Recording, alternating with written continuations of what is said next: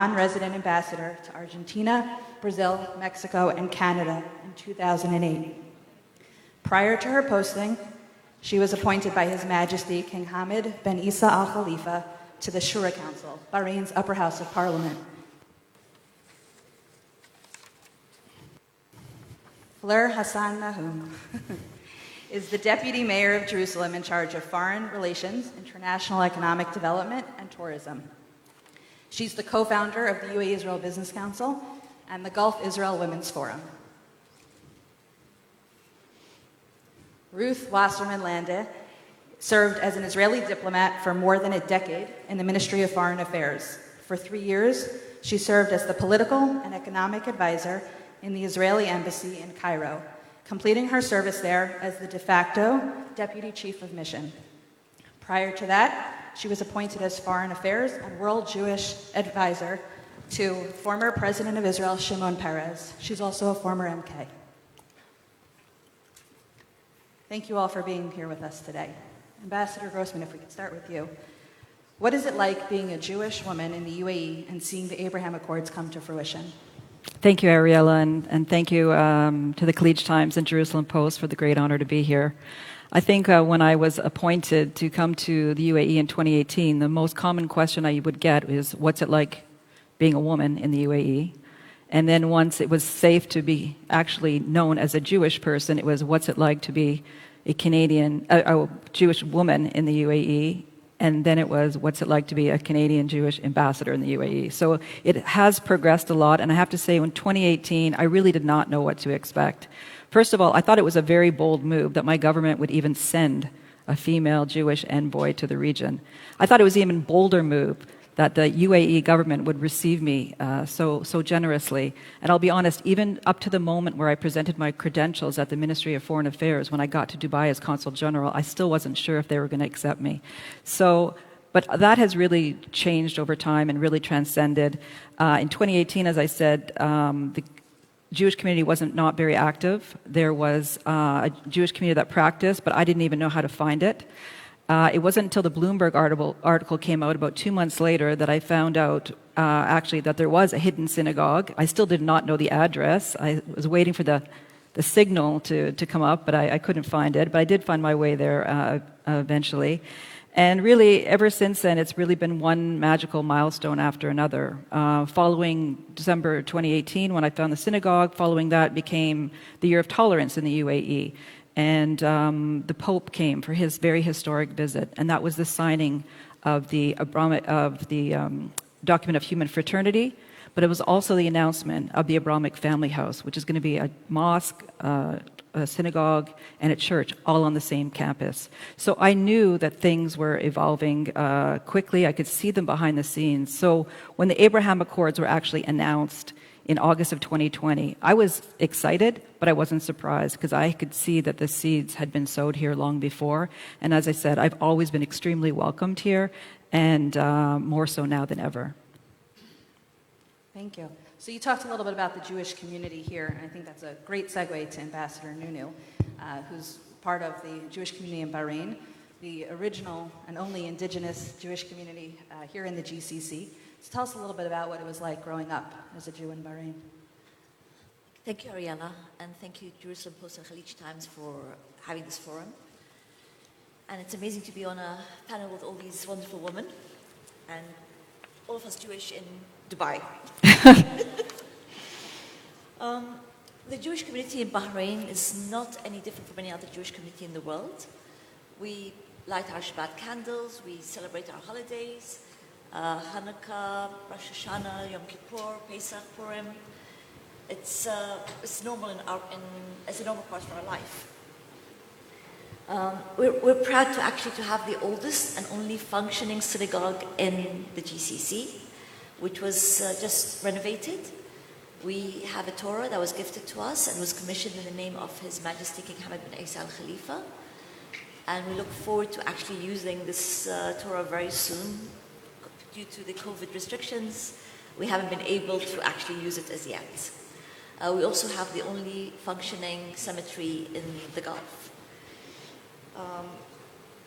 Growing up in Bahrain, I attended a Catholic school. I was taught by nuns. My friends were from different religions and backgrounds. Everyone knew we were Jewish. It was never a problem. Again, we still celebrate our festivals and together. So we celebrate Christmas, we celebrate Easter, we celebrate Diwali, Hanukkah. We are one big family. In Bahrain, coexistence has always been in place, so it's not a new concept. We have been, my family has actually been in Bahrain since the 1880s. We came in from Iraq. So it's always been known that we were Jewish. It was never a problem for anyone. Again, like you said, we're proud to be the only indigenous Jewish community in Bahrain. In the Gulf, actually the GCC. Back in February, we created the Association of Gulf Jewish Communities, and our community, Bahraini community, was very instrumental in creating it. And the reason for that is basically to help the new emerging communities in the Gulf find their footing. Excellent. So that's also a good segue. Ambassador Nunu is the female representative of the AGJC board. And so as we move on to Fleur, we're seeing more opportunities for women in leadership roles here in academia, in healthcare, in governments, all over. What do you think is the way we can share best practices, create networking opportunities, and really lean on each other as this furthers in the region? So thanks, it's great being here, and it's really great being in this amazing conference, and well done to everybody who bravely continued, kept planning it, and here we are. Build it and they will come, right? And it's my privilege also to be sitting here amongst incredible women leaders, who I'm also privileged to call my friends, and especially you, Ariella, who quietly have been building peace for years. And we've seen the fruits of your work here on this stage today. Okay, so getting to the question. I think, again, it's about building networks, and women are particularly good at building networks. Women are particularly good at building deep bonds that are sustainable. And myself, I was very, very lucky to have a partner, my friend Justine Zwirling, who couldn't be with us today. She's back in Israel. When the Abraham Accords were announced, we built the UAE-Israel Business Council, myself and my co-founder Dorian Barak, but Justine and I felt that we needed to build a women's organization. And not just based on business, a women's organization that would form the deep bonds and the deep networks across the whole Gulf that would actually be the infrastructure and the building blocks of a real sustainable peace. And I know this sounds a little cheesy, but I really do think women have we have our own language. We know how to relate on a very empathetic level, also intellectual level, but also on a deep emotional level. And that's how you build peace. You build peace through trust building. You build peace through friendship building. And that has been really an incredible, I think, the experience of my life, to be able to say that some hinged, changed a year ago that will change the rest of the region forever. And the fact that women are at the forefront of this is even more significant, and I think is going to be the reason why it's so long-lasting. And, there's so much that can be done. There's so much that can be done. Just at the moment in Jerusalem, we built an incredible program for advancing women in high tech, for example, with Jewish women, Arab women, ultra-Orthodox women. And we are now in the process of bringing that program here to be able to do between the different countries. We're starting with the UAE, but I hope it will continue with the Gulf. The world is our oyster, and I think the biggest misconception there is about the UAE and the Gulf is the role of women. Every time I come, everybody's like, oh, but how do they treat their women? Oh, and they don't understand that women here, to a large extent, run the show. And the center of families in this country are the mothers. People talk about a patriarchal society. This is a matriarchal society. And this is why the work that we're doing is so important. And this is the guarantee that this will continue. Absolutely. And Ruth, I guess moving on to you, what do you think is the difference that we're seeing between peace between Israel and some of its Gulf neighbors and Israel and Egypt? First of all, I want to say that having spoken for so many times in front of so many audiences, my heart is thumping against my chest because this is unreal. It's surreal to be sitting in front of an audience in Dubai and so freely, Israelis, Jewish, and to be accepted and embraced in such a warm embrace. And I want to thank wholeheartedly the UAE for taking a real stance of leadership on this very amazing reality that has been created. I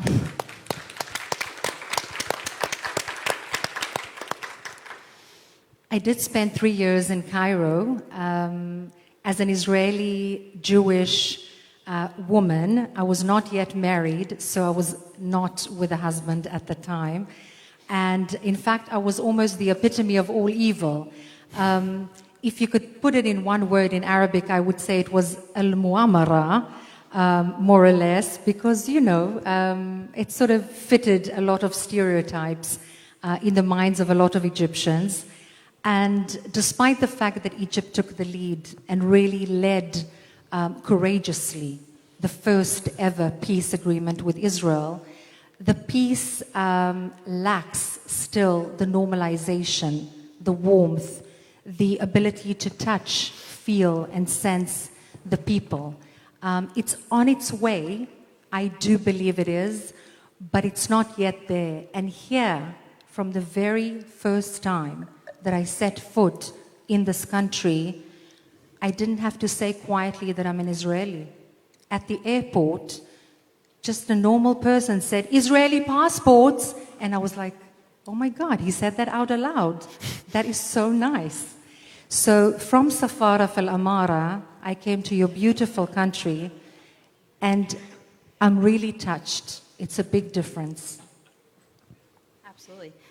And Ambassador Grossman, why do you feel it's important for women to have a seat at the table when it comes to the diplomatic developments and opportunities we're seeing here in the region? Thanks, Ariella. Maybe I'll just take it up one level by saying that I think it's really important that women should be at every seat, at every table, anywhere around the world.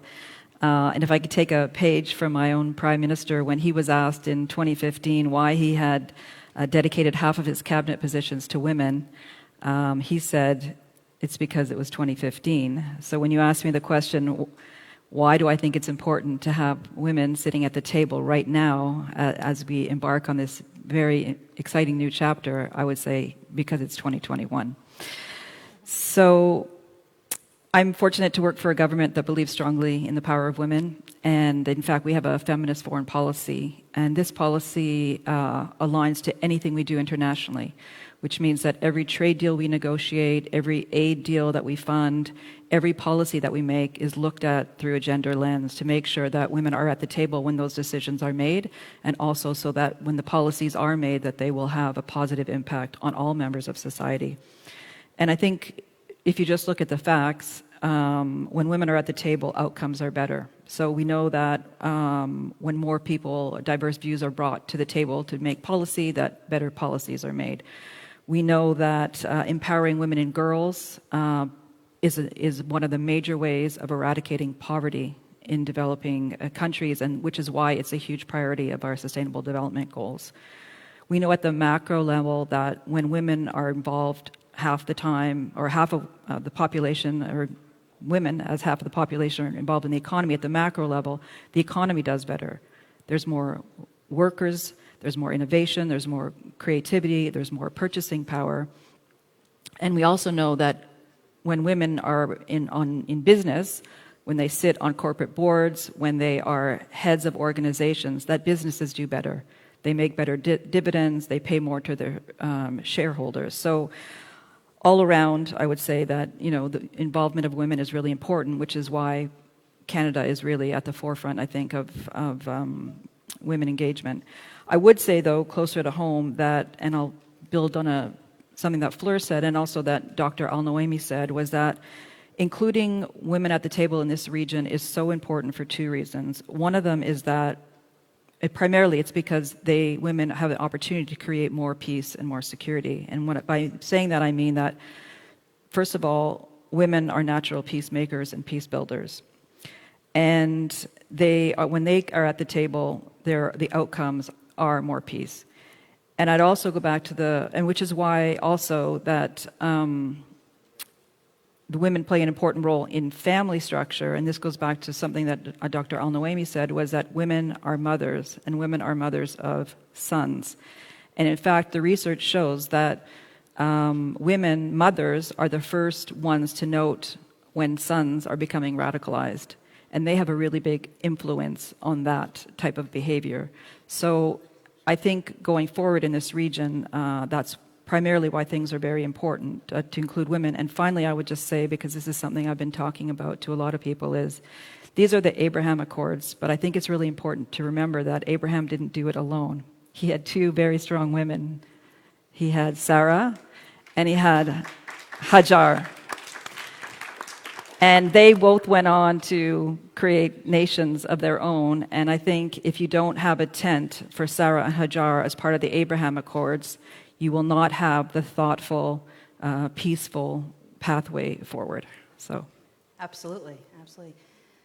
So, Ambassador Nunu, the Kingdom of Bahrain made history in 2008 when King Hamad bin Isa Al Khalifa appointed you as ambassador to the U.S. The kingdom became the first Arab country to appoint a Jewish ambassador. So tell us a little bit about what that experience was like for you.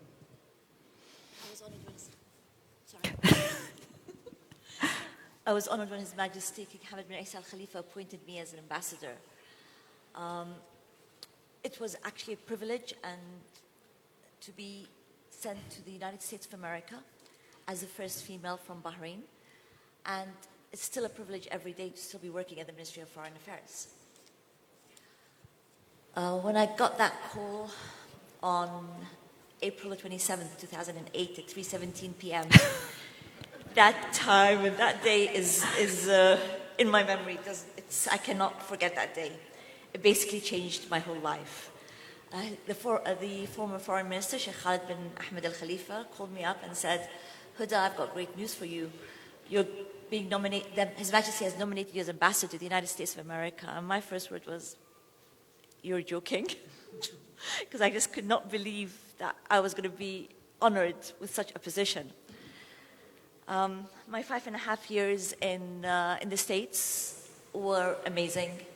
I met so many different people there. And one of the things they always questioned was, how could you be Jewish and Arab at the same time? It just they could not fathom how that's possible. So I used to basically tell them the Jews originated from the Arab world. And it was a lot of explanations to do. Actually, it was more surprising to the non-Bahrainis on why His Majesty would appoint a Jewish ambassador. And the news, and we're all Bahrainis, we all have the same opportunities. It's not just because you are from a certain sect or from a certain religion. Regardless of what our religion is, the opportunities are available for everybody. When I was first appointed, the headlines read, "Bahrain appoints Jewish female as its ambassador to the United States." So I called up the media and I said, "Yes, I am Jewish. Yes, I am female, but I'm Bahraini first." And that's what is important in all this. Bahraini is my nationality. Judaism is my religion. My family have served in quite a few government positions. My grandfather was actually elected in 1934 into the municipal council. And at that time, females voted in 1934. So we're way before a lot of other countries that are in this room with the voting. My cousin Ibrahim was appointed into the Shura Council, which is the upper house, in 2001. I was appointed to serve in the upper house in 2006. And currently, my cousin Nancy Kaduri is serving in the upper house as well.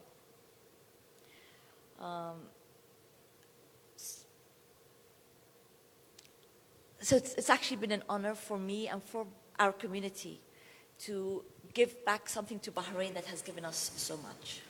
Absolutely. Fleur, what advice would you give to the next generation of female leaders in the region? I think the advice that I give most kind of younger women that I have the privilege of mentoring through the different programs that I've created or run is this. Nobody is going to give you an invitation to lean in. If you have a vision and if you want to change something, you've got to do it. You've got to go for it. Nobody's waiting to hand you power. Nobody's waiting to hand you an opportunity. The way you do it is you build it. You have a vision, you create a great team, you find people with a similar mentality, with a similar vision, and you create it. You create that opportunity. And I think it's very important for women to understand this.